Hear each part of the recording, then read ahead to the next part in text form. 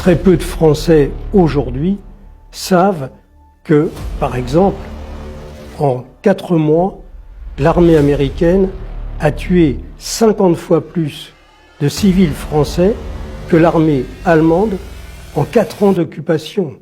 On peut dire même presque 5 ans. Vous avez, je cite dans le livre, Henri Amouroux, qui est un historien reconnu, qui a fait un travail énorme sur la Deuxième Guerre mondiale, et qui cite le nombre de civils tués rien qu'en Normandie, en l'espace de 3 mois, c'est-à-dire depuis le 6 juin jusqu'au 1er septembre.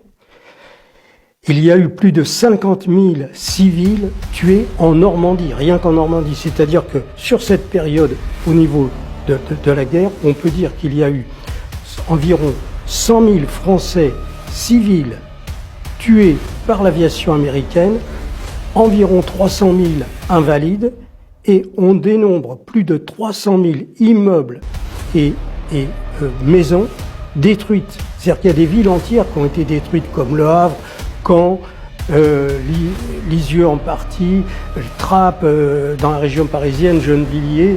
Il y a eu des quantités de bombardements. Et c'est que le gouvernement français de l'époque et depuis n'ont jamais demandé de réparation vis-à-vis de l'armée américaine, parce qu'il fallait quand même reconstruire 300 000 immeubles et maisons. Il y a eu des gens qui ont été handicapés. Et vous savez comment on a versé des pensions?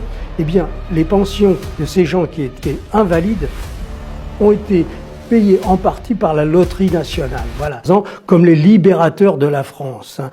En réalité, il faut dire que en 1939, le 1er septembre 1939, quand les armées d'Hitler envahissent la Pologne, la France et l'Angleterre, le 2 septembre, le lendemain, déclarent la guerre à l'Allemagne. Mais les Américains, eux, n'interviennent pas. Ils n'interviennent pas en 1939, ils n'interviennent pas en 1940, ils n'interviennent pas en 1941.